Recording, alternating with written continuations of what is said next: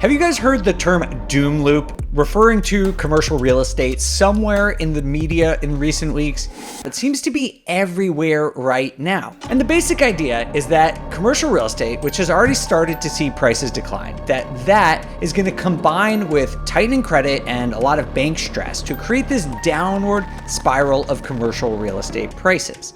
And this has actually happened before. It's not just some fringe theory. Back in 2008, the residential real estate market experienced something similar to what people are now calling a doom loop. But is this actually going to happen? Yes, prices are going down, and yes, it has happened before. But is commercial real estate likely to enter a doom loop and see prices decline even further than they have so far? In this video, we're going to find out. Before we get into this, I want you all to meet my friend Dave. Dave Van Horn literally wrote the book on real estate note investing for BiggerPockets, and his company, PPR Capital Management, wants you to be part of their real estate investment fund. If you invest in this fund, there are no tenants, there's no maintenance, there is no property managers. It's just headache-free cash flow. Dave and his team at PPR invest in mortgage notes and commercial real estate nationwide, and they've been doing it for a long time. In fact, since 2007, Dave and his team have never missed a passive monthly income payment. That's incredible. And I should actually tell you, I personally invest with PPR, have been doing it for a while now, and the returns are great. So if you're looking for cash flow and you're an accredited investor, you can get started by going to investwithppr.com.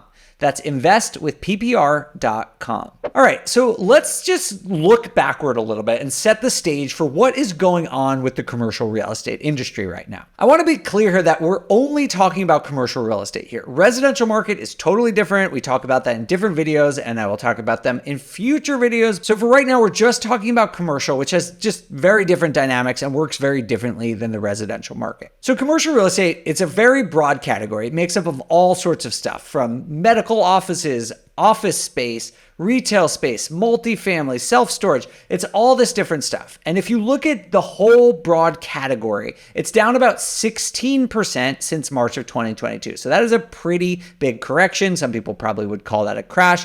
16% is pretty big. But if you break it down by each of those individual sort of subsectors, you can see that there's a really big difference. Office is doing by far the worst. I think everyone knows that since the pandemic and work from home, office space has really just been getting crushed, and prices are actually down about 31% nationally. Meanwhile, industrial, which is warehouse space or data centers, it's kind of this broad category, but that's only down 8%, which is still considerable, but obviously very different than 31%. Multifamily, which I think most people watching this are probably interested in, it's what I personally invest in commercial real estate, is down somewhere between 12 and 20% depending on who you ask, and obviously depending regionally where you are in the market. But if you look at this chart here, you can see that just general, if you look at the broad category, we are back to about pre-pandemic prices. You see things dipped during the beginning of the pandemic and there was a lot of fear and no one knew what was going on. Then things spiked similar to the residential market and things went absolutely crazy in terms of prices. And now we're back down to where we are at about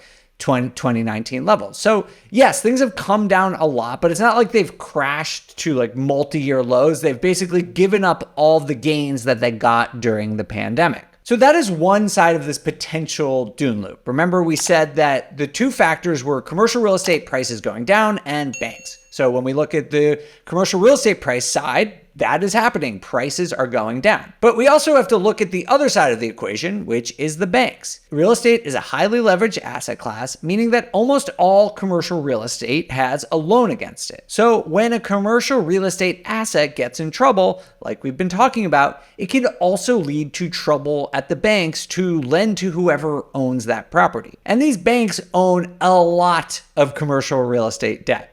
There was a recent article in the Wall Street Journal, and it said that the total amount of both direct and indirect exposure to the banks in commercial real estate is about 3.6 trillion with a T, $3.6 trillion.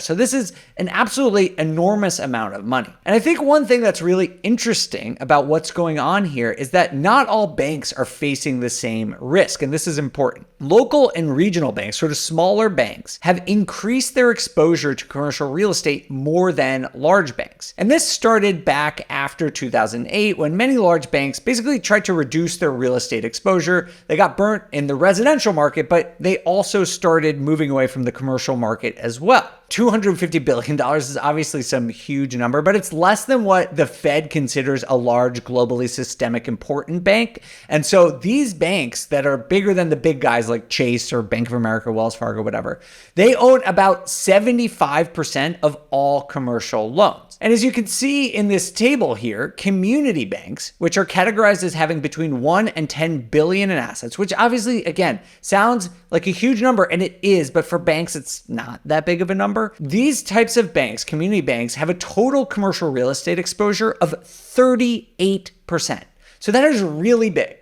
And if you contrast that and compare it to the large banks, what the Fed considers large banks, they only have about 7% exposure. So when you consider that, these smaller community banks have more than 5 times the exposure than the big banks. And this difference matters, as we're about to get to. See, this strategy of buying and investing in commercial real estate debt was working really well for banks of all sizes when interest rates were super low and investors were doing great and they were paying their debts on time. And banks, honestly, for the last several years, they had no issue getting deposits. People had a lot of cash on hand and they were putting it in the bank. The bank had a lot of money to lend out. But that has changed, as you have probably heard. First of all, banks are now being forced to spend way more on deposits. To be competitive right now, many banks are now offering savings rates or money market accounts of about 5%. So banks are getting crunched there. Secondly, in the aftermath of the banking troubles earlier this year with Silicon Valley Bank and a couple of other banks,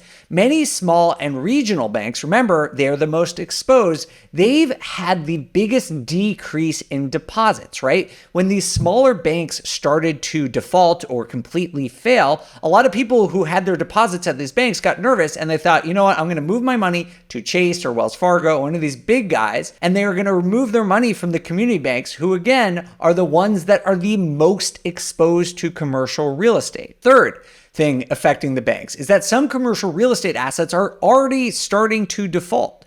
So these banks are not getting the interest payments they are counting on, right? So they're obviously going to have to write down the value of those mortgages because some of the properties that they've lent on are probably now underwater and the mortgages are worth less. So they're taking a hit there, but they're also not getting the cash flow that they were counting on by getting their, quarterly or monthly payments from their borrowers. All of this is leading to trouble for the banks. We all have seen this for a while, but we're seeing some specific cracks in the commercial real estate side of things. These banks have fewer deposits. They're paying higher interest on the deposits they do have, and some are having to write down the value of their existing mortgages. So when you combine these two factors, the fact that commercial real estate investors are hurting and the banks are also hurting, this is where this doom loop scenario could come play in. Here's sort of how it pays out, right? The lack of demand, let's just use the office sector as an example because it's the most extreme, but a lack of demand, let's say in the office sector, is hurting commercial real estate revenues. Interest rates are much higher. That's making commercial real estate less attractive, and this is putting downward pressure on prices, right?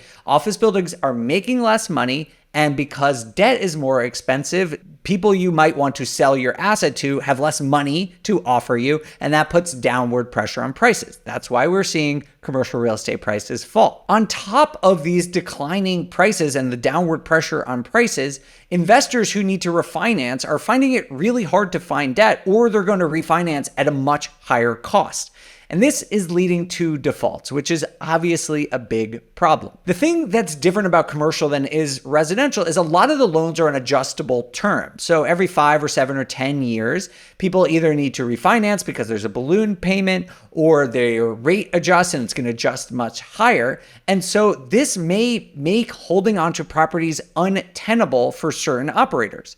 And just in the next year, there are about $900 billion in loans coming due. And so that means that the amount of defaults could go up. Property prices are going down. The risk of default is going up. And if there is more defaults, which there already are starting to be, then lenders don't get their debt payments. This means that they might have to write down the value of their mortgage and take a loss. And when they do this, when they don't get their debt payments, when they're taking losses on mortgages, they have to be more conservative, right? They need to tighten credit standards and they lend out less money. And when there are less loans being issued, that lessens demand even further and puts further downward pressure on prices. So that's the doom rope. Like, that is what could happen, right? Property prices are down, defaults start to go up. This decreases the availability of credit, and that pushes property prices down even further, and it can become this self-sustaining doom loop. But is that a real possibility right now? Like, is that actually going to happen? Are we going to see some enormous crash in commercial real estate from here? Well, obviously we don't know, but here's my take. I believe commercial real estate as a whole is likely to see further price declines.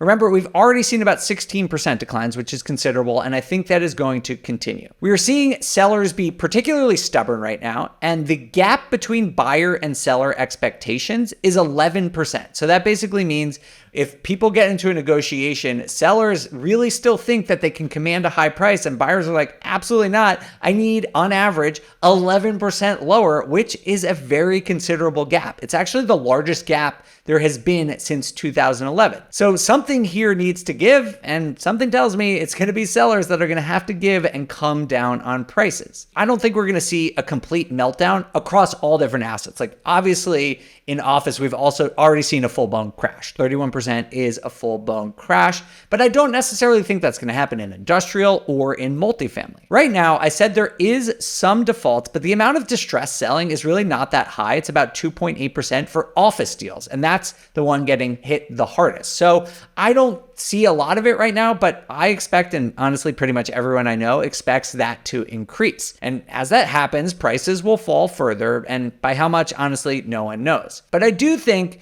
that we will find a bottom before things absolutely get crazy across all sectors. And that can happen in a couple of ways. One, if the Fed lowers interest rates or a recession pushes bond yields back down, it could help out the entire industry by making debt more affordable. Secondly, investors who have a lot of cash right now, a lot of hedge funds, a lot of private equity groups are sitting on a ton of cash, and they could jump in when they start to see prices go down to the point that they're attractive, and they could help set a bottom for the market, which is basically what they did in the residential market back in 2010 or 2011. The other option is that non-banks could provide lending. Like, there are mortgage REITs, there are life insurance companies, bridge lenders, they can come in and fill the gap and provide that credit that is needed in the industry. I don't know which of these three things might happen and set the bottom. Likely, it's probably going to be some combination of all three of these things, but I don't think that's going to happen anytime, at least in the next couple of months. In the meantime, I expect valuations in commercial real estate to continue to drop. Office is, as we've talked about, is already down a lot. Multifamily is down a bit, but I expect cap rates to keep rising. And although rents are up modestly, I don't think they're going to keep pace. And I think multifamily is going to feel a bit more pain. If you're wondering about the residential market and if some of this activity and weakness in the commercial market is going to spill over, I would say not directly, because residential just has different characteristics, right? Residential has much more long-term fixed debt.